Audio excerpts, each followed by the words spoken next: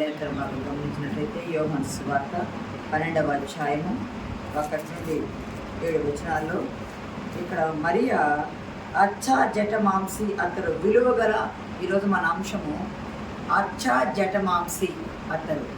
ఇక్కడ గమనించినట్లయితే యేసుక్రీస్తు ప్రభు వారు తాను శిలువ మరణానికి ముందు 6 దినముల ముందుగా బెతనియాకు వచ్చారు. ప్రభువారు 6 దినముల ముందుగా, అంటే ఆయన్ను గాడిద మీద ఊరేగించిన తర్వాత ఇంకా 6 దినాలు, 6 దినముల ముందుగా తాను శిలువ మరణం వేయబడటానికి 6 దినముల ముందుగా, తాను పస్కా గొర్రె పిల్లవలె వధించబడటానికి 6 దినముల ముందుగా యూదుల పస్కా పండుగ చేస్తున్నారు. మహాశుక్రవారం మహావిశ్రాంతి దినం కూడా వస్తుంది. అప్పుడు అన్నీ మహా వస్తున్నాయి. ఆ సబ్బాత్ ఆ పస్కా పండుగ రోజు ఇదిగో క్రీస్తును మన పస్కా పశువు వధించబడుతున్నాడని పౌలు భక్తుని ద్వారా చెప్పబడ్డ లేఖనం కూడా ఉన్నది కదా. ఆ పస్కా పశువుగా గొర్రెపిల్లగా వధించబడటానికి 6 దినముల ముందుగా ఆయన అభిషేకించబడుతున్నాడు. 6 దినముల ముందుగా సిద్ధపాటు చేస్తున్నారు ఈ గొర్రెలు. ఇక్కడ కానీ గమనించినట్లయితే ఈ బెతనియాకు పండుగ 6 దినముల ముందు యేసుక్రీస్తు ప్రభు వారు వచ్చారు. మరియా, మార్తా, లాజరు ఆయనకు విందు చేశారు అని ఉంది. ఇక్కడ ఆయనకు విందు చేశారు. విందులో భోజనమునకు కూర్చున్న వారిలో లాజరు కూడా ఉన్నాడు. ఒకప్పుడు ఇదే ఇక్కడ మరియా అచ్చా జటమాంసి అత్తరు ప్రభువును ఆయన శిరస్సు మీద నుండి పోసిందన్నారు. ఇది మత్తయిలో ఉంది, మార్కులో ఉంది, లూకాలో ఉంది. అక్కడ కొన్ని చోట్ల పేరు ఇవ్వబడలేదు. ఇంకొక చోట సీమోను, బేతనియాలో ఉన్న సీమోను ఇంట పరిచయుడైన సీమోను కుష్ఠరోగి, అతని శుద్ధుని చేశాడు ప్రభు వారు. అతని ఇంట ఉన్నప్పుడు ఈమె అత్తరు తీసుకొచ్చి పోసిందని ఇవ్వబడింది. ఇవన్నీ గమనించినట్లయితే యేసుక్రీస్తు ప్రభువారు శిలువ మరణానికంటే ముందు జరిగిన సంఘటనగా మనం ఇవన్నీ చూస్తాము. ప్రభువారు తల్లితో ఒక మాట అన్నారు. కానా వివాహ సమయంలో అయ్యా ద్రాక్షారసం అయిపోయింది అన్నప్పుడు, అమ్మ నా సమయము ఇంకా నువ్వు రాలేదమ్మా, నా సమయం ఇంకా నువ్వు రాలేదన్నారు. కానీ యేసుక్రీస్తు ప్రభువారు శారీరకంగా అదంతా నడిచి ప్రయాణాలు చేయాలి. 3 ప్రాంతాలు, గలిలయ, సమర, యోదయ, 3 ప్రాంతాలు, 3 దేశాలు నడిచి ప్రయాణాలు చేయాల. శారీరకంగా అలసిపోయారు. మానసికంగా ప్రశ్నలతో చిక్కుల మీద చిక్కులు పెట్టడానికి బాగా తిప్పలు పెట్టాలని చూస్తూ ఉన్నారు. ఆయన ఇంట్లో వాళ్ళేమో ఆయన్ని త్రోసివేసినట్టు చేస్తున్నారు. ఆ ఊరి వాళ్ళేమో ఆయన్ని చేర్చుకోకుండా ఉంటున్నారు. అందరూ ఆయనకి అందరూ దూరం అయిపోతూ ఉన్నారు. ప్రభువులకు దూరం అయిపోతూ ఉన్నారు. ప్రభువు శారీరకంగాను మానసికంగాను అలసిపోయిన వారు అయి ఉన్నారు. యెరూషలేము వెళ్దామంటే పట్టుకొని ఆయన్ని చంపాలని చూస్తూ ఉన్నారు. ఇన్ని ఆటంకాలు అవరోధాల మధ్య ప్రభువారు బెతనియాకు రాగానే ఈ కుటుంబం అంటే చాలా ప్రేమతో, సైన్స్ పరంగా కూడా ఎవరైతే బాగా శోధనలో, శ్రమలో, బాగా హృదయం తట్టుకోలేని వేదనలో ఉంటారో వారిని ఎవరైనా ప్రేమగా పరామర్శిస్తే వారి హృదయంలో ఉన్న వేదన కొంత మాపు కావడానికి కారణమవుతుందంట. హృదయంలో వేదన ఉంటే ప్రేమ పలకరింపు, ప్రేమతో కూడిన అభిమానము, ప్రేమతో కూడిన ఆదరణ ఆయన ఇంట చేర్చుకోవడాన ప్రభువు వారు తాను అనుభవిస్తున్నటువంటి ఆ ఒత్తిళ్ళన్నింటినీ కూడా నెమ్మది పొందుకున్నట్టయింది. పిలిచారు, భోజనమునకు పిలిచారు. భోజనమునకు పిలిస్తే ఇక్కడ ఏమన్నా ఒక్కరే వస్తారా? ప్రభుతో పాటు 12 మంది శిష్యులు వస్తారు. అంతేకాదు ఆ సీమోను అనే అతను కూడా వస్తాడు. ఎందుకు సీమోను అనే అతను వస్తాడయ్యా అంటే, ఈ మరియా, మార్తా, లాజరునకు సీమోను బంధువు, కుష్ఠరోగి పరిచయుడైన సీమోను బంధువు. ఈ మరియా, మార్తా, లాజరును ఈ సీమోను పెంచాడనేది కొందరు పండితుల అభిప్రాయం. అయితే మనకు ఇండియాలో మనం ఏం చేస్తామంటే, ఇంతకు ముందు కూడా చెప్పా, గుర్తుందో లేదో కానీ, ప్రతి శుభకార్యానికి అశుభకార్యానికి మనం పూలను ఎక్కువగా వాడతాం. అత్తర్ను మనం తక్కువగా వాడతాము, ఏదో కొద్దిపాటిది వాడతాము. కానీ పూలను ఒక మంచి కార్యానికి, ఒక మంచి కార్యం కానిదానికి కూడా మనం పూలను ఎక్కువగా వాడతాము. అలాగే యోదయ ప్రాంతంలో యోదయ ప్రజలు ఏం చేస్తారయ్యా అంటే అత్తర్ని ఎక్కువగా వాడతారు. అది మంచి కార్యానికి, భూస్థాపన కార్యాలకు కూడా ఎక్కువగా వాడతారు. నీ గుర్తుందా, యేసుక్రీస్తు ప్రభు వారు చనిపోయినప్పుడు కూడా ఆయన భూస్థాపన చేయడానికి నికోదేము అనే పరిచయుడు రహస్యముగా ప్రభువును కలుసుకునే అతను 150 సేర్ల సుమారు 150 సేర్ల ఎత్తు ఉన్న అత్తరు తీసుకొచ్చి ప్రభువునకు ఆయన దేహానికి పూశారు. ప్రియ సంగమా దేవుని బిడ్డలారా, ఇక్కడ గమనించినట్లయితే ఇక్కడ మరియ కూడా మనం ఇండియాలో ఏ రీతిగా అయితే పూలను వాడతామో, యోదయ సాంప్రదాయంలో అత్తను వాడతారు. ఎవరైనా ఇంటికి వస్తే ఏం చేస్తారంటే అత్తను వారి తల మీద రాస్తారు, పన్నీటితో వారి కాళ్ళు కడుగుతారు, గౌరవంగా అవి తల మీద చల్లుకుంటారు. అంతేకాదు ఇక్కడ మనకు కూడా కొన్ని సాంప్రదాయాలు ఇంటికి వచ్చే వారికి నీరిచ్చి కాళ్ళు కడుక్కోమని అలవాటు ఉంది. అక్కడైతే కాళ్ళు కడిగే అలవాటు ఉంది. ఇక్కడ యోదయ సాంప్రదాయంలో అత్తాన్ని ఏం చేస్తారంటే ఆస్తిగా కూడా దాచిపెడతారు. అత్తాన్ని ఆస్తిగా దాచిపెట్టి ఇట్లాంటి పండుగల సమయాల్లో, పస్కా పండుగ వస్తుంది, ఇటువంటి పండుగ సమయాల్లో దాన్ని వెలకు అమ్ముతారు. ఎందుకంటే ఎక్కడెక్కడ నుండో వస్తారు, ఎక్కడెక్కడ నుండో ఆ పండుగకి, పస్కా పండుగకి ప్రజలు వస్తారు కాబట్టి ఎక్కడున్నా ప్రపంచంలో ఎక్కడున్నా యూదులు పస్కా పండుగ రోజుకి అక్కడ చేరతారు. శుద్ధి తీసుకోవాలి కాబట్టి శుద్ధీకరణ చేసుకోవడానికి ముందుగానే అక్కడ 3 దినాలు ముందుగానే అక్కడ చేరతారు.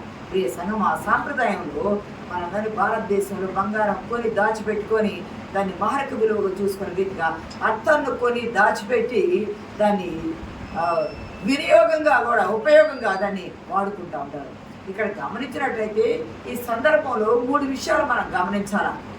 యేసు ప్రభువుని అభిషేకం చేసిన స్త్రీ మరియ, యేసు ప్రభు వారిని తన ఇంటికి పిలిచారు, విందు ఏర్పాటు చేశారు, శిష్యులు ఉన్నారు, వీళ్ళు సోదరులు వీళ్ళు 3 ఉన్నారు, ప్రభు వారితో కలిసి వారు 13 ఉన్నారు, 16, సీమోను వస్తే 17, ఇంకా చుట్టుపక్కల వాడు ఎవరైనా వస్తే వచ్చి కూడా ఉండవచ్చు. ఇక్కడ 3 విషయాలు మనం గమనించాలి. ఒకటి, యేసుక్రీస్తు ప్రభు వారిని ఆ స్త్రీ అభిషేకం చేసింది. ఒక్క మాట కూడా మాట్లాడినట్టు ఆమె అక్కడ లేదు, ఒక్క మాట కూడా మాట్లాడాల. మార్తా, మరియా, లాజరు ప్రభువారిని చేర్చుకున్నారు. అంతేకాదు శిష్యులు ఏం మాట్లాడారో కూడా ఉంది ఇక్కడ. అంతేకాదు యేసుక్రీస్తు ప్రభు వారు ఏం మాట్లాడారో కూడా ఉంది. మూడు కోణాల్లో చూడాలి. అభిషేకం చేసిన స్త్రీ ఏ కోణంలో అభిషేకం చేసింది అంటే ఆమె తలంపు ఎలా ఉన్నది, శిష్యుల తలంపు ఆమె అభిషేకం చేసినప్పుడు శిష్యుల ఆలోచన ఎలా ఉంది, యేసుక్రీస్తు ప్రభు వారి మాట ఎలా ఉంది మనం గమనిస్తే ఆ స్త్రీ మరియా ప్రభువుని చేర్చుకున్నారు. ఒక్క మాట కూడా మాట్లాడేది మరియా. ప్రభు పాదాల దగ్గర మాత్రమే కూర్చొని ఉంటుంది ఆమె ఎప్పుడూ కూడా. ఇక్కడ పండితుల అభిప్రాయంలో ఏముంటుందంటే, మార్త అంట ప్రభు వారి యొద్దకు మొట్టమొదట వచ్చింది మార్తేనంట. ప్రభు వారి యొద్దకు ప్రభు సహవాసంలోకి వచ్చింది మార్తేనంట. యోదయ సంప్రదాయంలో స్త్రీలు జుట్టు విరబోసుకున్నా కూడా అది పాపంగా ఎంచుతారు, జుట్టు విరబోసుకోకూడదు. ఈ మరియా లేదా ఈ స్త్రీ కొన్ని చోట్ల ఈ పాపం చేసిన స్త్రీ అని ఇచ్చారు. ఆమె ఏ పాపం చేస్తుందో తెలియదు. మార్త దేవుని నమ్ముకొని ప్రభువును అనుసరిస్తూ ప్రభువుని వేడుకుందంట. ప్రభువా, నా సోదరు కూడా మీ వద్దకు రావాలా, నా సోదరుని మీరు మార్చండి అన్నప్పుడు మార్త మాట విని ప్రభువారు మరియను గద్దించగా మరియా ప్రభువు మాటకు లోబడి ప్రభువు యొద్దకు రావడం మొదలుపెట్టింది. ఆ మొదలుకొని ప్రభు వారి పాదాల చెంత ఆమె కూర్చుంటుంది, కానీ మరొకటి ఆమె వినుతీయలేదు. ప్రభు వారి పాదాల చెంత ఆమె కూర్చొని ఆయన బోధన వినడానికి ఇష్టపడింది. ఒకసారి మార్త చెప్తే ప్రభు విని మరియను గద్దించారు కదా. రెండోసారి కూడా మరి మార్త ఏం చేస్తుందంటే, నేను ఇంత కష్టపడుతున్నాను కదా, నీకు చింత లేదా అంటే, ఒకసారి నేను చెప్పిన మాట ప్రభు వారు విన్నారు, మరియను గద్దించారు. ఇప్పుడు కూడా నేను చెప్తున్నాను కదా, మరియను గద్దిస్తారు అని అనుకొని ఆమె, ప్రభు నేను ఒక్కదాన్ని కష్టపడతాను, నీకు చింత లేదన్నప్పుడు మార్త నువ్వు అనేకమైన పనులు పెట్టుకొని చింతపడుతున్నావు, కానీ మరియ ఉత్తమమైనది ఏర్పాటు చేసుకుంది. అది ఆమె యొద్ద నుండి తీసివేయబడదు. ఇక్కడ కనుక గమనించినట్లయితే మార్త వచ్చిన వారికి ఆహారం చేయడం, సిద్ధపాటు చేయడంలో బిజీగా ఉంది.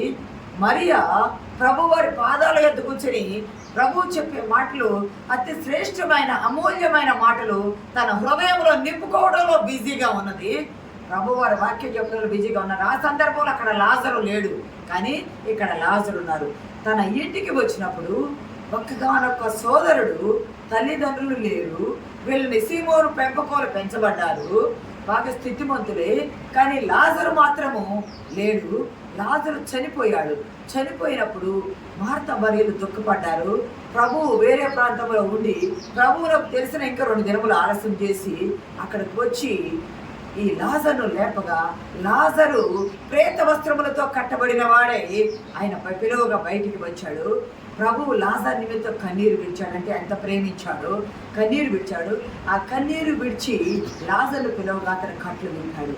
ఈ కట్లు గమనిస్తే ఇవి లోకపు కట్లుగా ఉన్నాయి, ఇవి పాపపు కట్లుగా ఉన్నాయి, ఇవి శాపపు కట్లుగా ఉన్నాయి, ఇవి బానిస కట్లుగా ఉన్నాయి, ఇవి మరణపు కట్లుగా ఉన్నాయి. ఈ కట్లన్నిటినీ ప్రభు వారు విప్పారు. దేవుని నామానికి మహిమ కలుగును గాక. కట్టబడటం అంటే పాత జీవితానికి గుర్తుంది, విప్పబడేటువంటి నూతన జీవితానికి గుర్తుంది.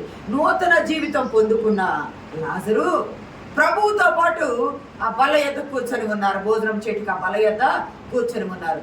భోజనం చేటికి బల్ల యొద్ద కూర్చొని ఉన్నప్పుడు మరియా అచ్చా జటమాంసి అత్తరు సేరున్నర ఎత్తు తీసుకొని వచ్చింది. సంగమా దేవుని బిడ్డారా, ఇక్కడ గమనిస్తే అచ్చా జటమాంసి అత్తరు అనేది ఎక్కడ తయారు చేస్తారయ్యా అంటే ఇది మన భారతదేశంలో, ఉత్తర భారతదేశంలో తయారు చేస్తారు. అచ్చా జటమాంసి అత్తరండి మన ఉత్తర భారతదేశంలో హిమాలయాల దగ్గర ఉన్నటువంటి చెట్ల నుండి వచ్చి ఒక జిగురు పదార్థము, ఒక జిగురు బంక లాంటి పదార్థము, దానిని తీసి అత్తరగా సిద్ధపాటు చేస్తారు. మంచి సుగంధ ద్రవ్యం అది. పరమగీతములు 4:13 కూడా ఒక మాట ఉంటుంది, చదవండి. నీ చిగురులు దాడిమవనము, వింతైన శ్రేష్ఠ ఫల వృక్షములు, కర్పూర వృక్షములు, జటామాంసి వృక్షములు, జటమాంసి కుంకుమయు, నిమ్మగడ్డియు, జటమాంసి వృక్షములు. ఇక్కడ జటమాంసి గురించి పరమగీతములో చెప్పబడింది. నిర్గమాకాండము 30వ అధ్యాయము 34 వచనం కూడా చూడండి. మరియు యెహోవా మోషేతో ఇట్లనెను, నీవు పరిమళ ద్రవ్యములను అనగా జటామాంసి, గోపి చందనము.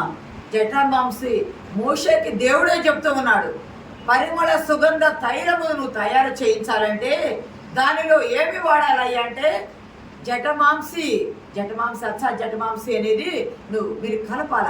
ప్రభువునకు ప్రత్యక్ష గుడారములో దీప నైవేద్యము పెట్టేటప్పుడు, ధూపము వేసేటప్పుడు ఆ పరిమళ సుగంధ తైలములో జటమాంసి అనేది కూడా కలపాలి.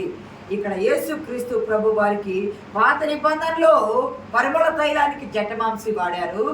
నూతన నిబంధనలు మరియా అచ్చా జటమాంసి వాడింది. ఇక్కడ గమనిస్తే ఇది ఉత్తర భారతదేశంలో నుండి తీసుకువెళ్ళి అమ్మేది కాబట్టి చాలా ఖరీదు కలిగింది, చాలా విలువైనదిగా ఎంచుతారు. ఇదంట ఎక్కువ రోమీలు వాడతారంట, రోమీలు ఎక్కువ వాడతారు.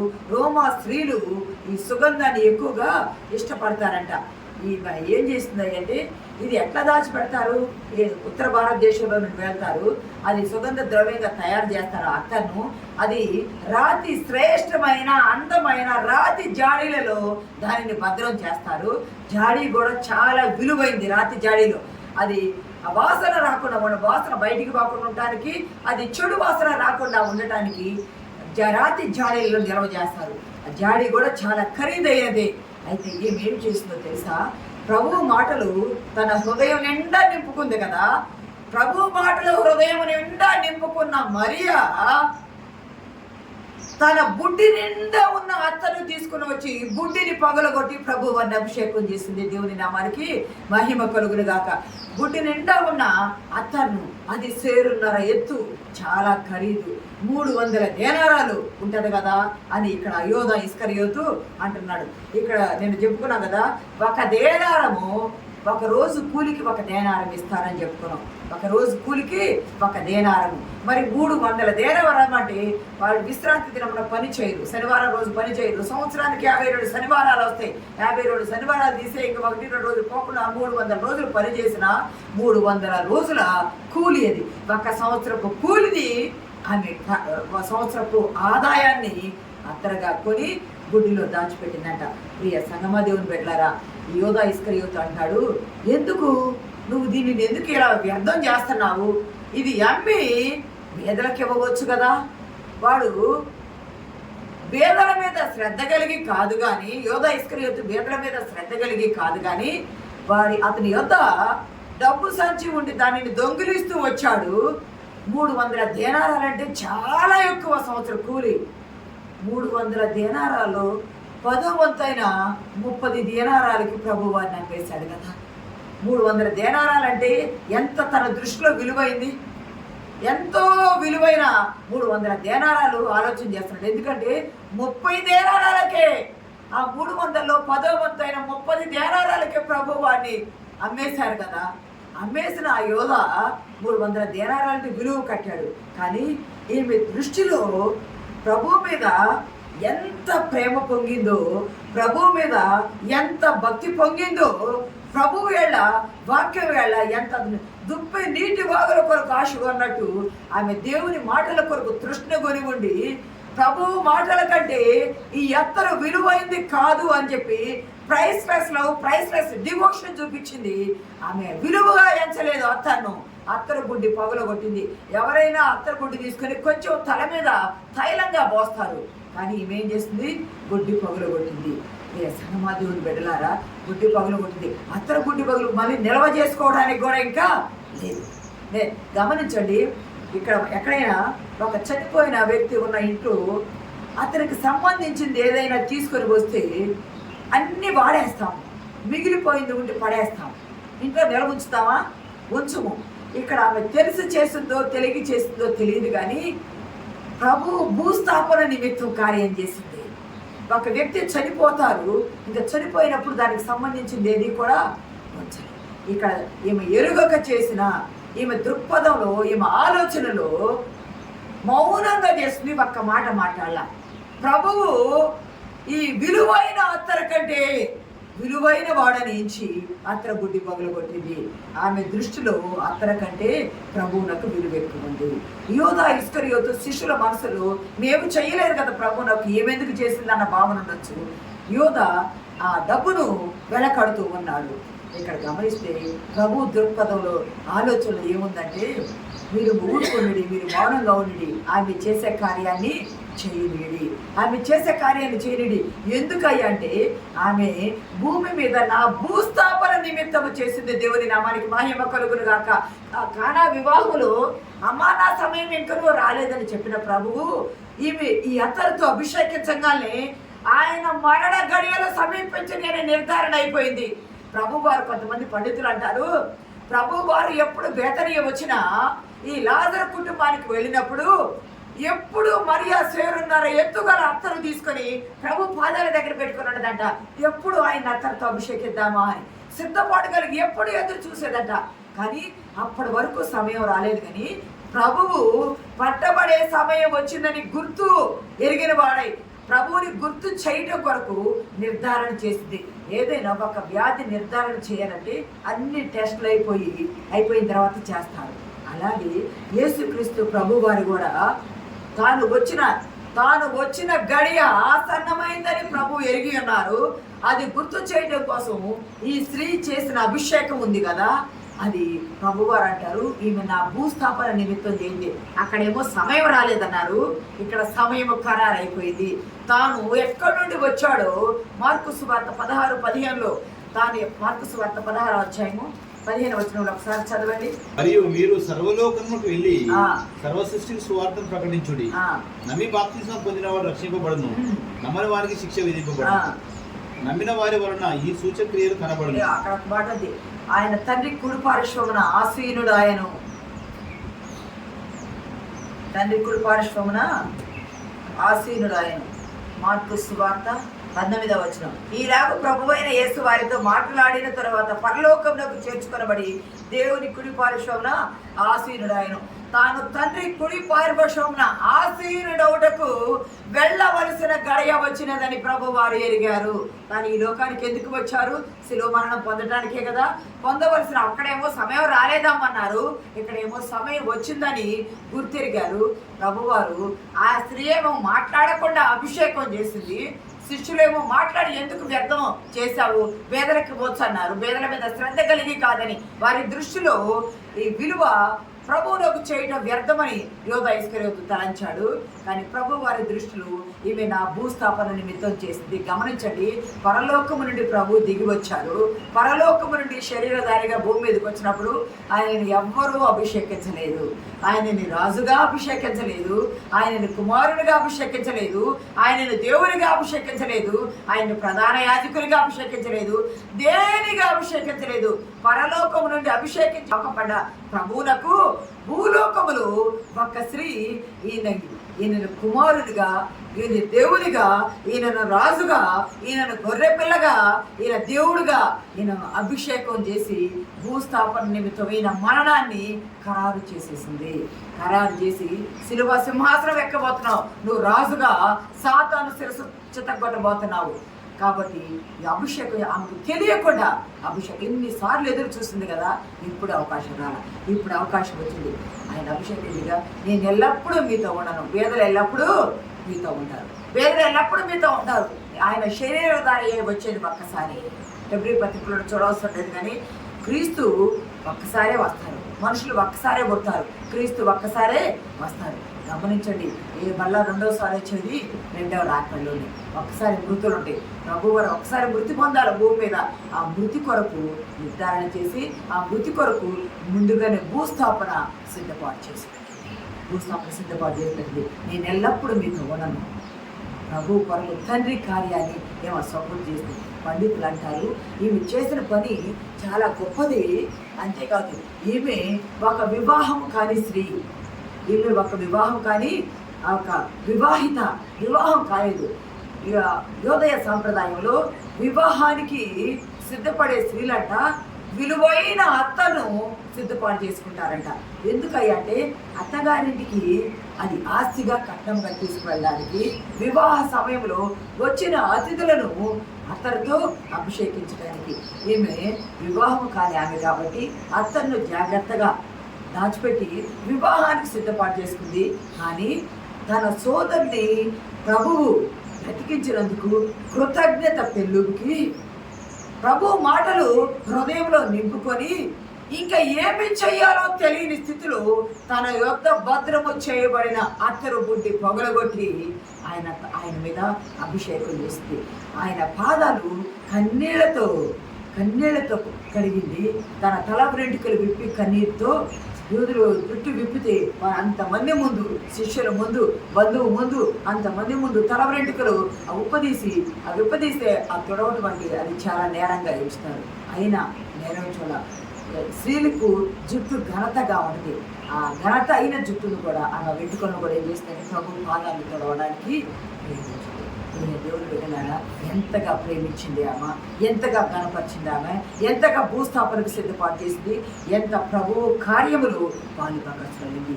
భూమి ఉన్నంత వరకు, ఈ ప్రవచనం ఉన్నంత వరకు, ఈ వాక్యం ఉన్నంత వరకు ఆమె చేసిన కార్యం ప్రశంసించబడిందని ప్రభు వారు మెచ్చుకున్నారు. మనం ఎలాగున్నాము? ప్రభువుని చేర్చుకుంటున్నామా? ప్రభు మాటలు హృదయాన్ని నింపుకుంటున్నామా? మన హృదయపు గుడ్డిని పగులగొట్టి ప్రభువులకు ఆత్మతో అభిషేకం చేస్తూ ఉన్నామా? వారైతే ప్రభువును చేర్చుకున్నారు. అది మరియ ఇల్లు అని అది మార్త ఇల్లు అని లేఖనాల్లో ఉంది. మార్తకు అతిథులు స్థితివంతులు. మార్త ఇంటిలో ప్రభువులకు ఇల్లుగా తన సోదరి అయిన మరియ అభిషేకం చేస్తుంది. శిష్యులు బలి దానిని వెనకడుతున్నామా మనము? లేదా మార్త బలి ప్రభువా నీకు చింత లేదని చింతలు చెబుతున్నావా? లేదు మరీ వలె ఆయన పాదాల చెంత ఉండి ప్రభు చేసిన వేడుకు ఉపకారాలకు కృతజ్ఞతాస్తుతులు చెల్లిస్తూ అత్తర బుద్ధి పొగలగొట్టిందిగా అత్తర బుద్ధి పొగలగొట్టారు. పాత నిబంధనలు ప్రత్యక్ష గుడారం మీద అత్తరుకు సుగంధ ద్రవ్యాలు వేస్తారు. ఇక్కడ అత్తరుకు అక్కడ గమనిస్తే ఒక భక్తులు అంటారు, హృదయము వాక్యముతో నిండింది, హృదయము కృతజ్ఞతతో నిండింది మరియకు. ఆమె అత్తరు గుడ్డి పొగలగొట్టి ప్రభువును అత్తరుతో అభిషేకించగా ఆ ఇల్లు అత్తర వాసనతో నిండిపోయాను. ఇది వెలకట్టలేని భక్తికి, వెలకట్టలేని విశ్వాసానికి, వెలకట్టలేని కృతజ్ఞతకు, వెలకట్టలేని ప్రభువు మీద ఉన్న ప్రేమకు సాదృశ్యంగా ఉంది. సంగమా దేవుని వెళ్ళారా? జటమాంసం ఇది విలువైనది, ప్రభువు కంటే ఏది కూడా విలువైనది కాదు. మరియ తన వివాహం కానీ ఈ అత్తరు కానీ ప్రభు కంటే విలువైనది కాదని ఎంచి ఆయనను అత్తను చేయించింది. మనం కూడా హృదయంలో మనం ప్రభువుని హృదయానికి ఆహ్వానించాలా, కుటుంబానికి ఆహ్వానించాలా, గృహంలోకి ఆహ్వానించాలా, మన జీవితంలోకి ఆహ్వానించాలా. హృదయపూర్వకంగా మన భక్తిని వెల్లడి చేసి ఆయన మన జీవితంలో చేర్చుకుంటే మనల్ని ప్రశంసించి ఆశీర్వాదం ఇచ్చి పరిశుద్ధాత్మ దేవుడు సిద్ధపడి పరిశుద్ధాత్మ దేవుడు మనకు సహాయం దయచేయండి.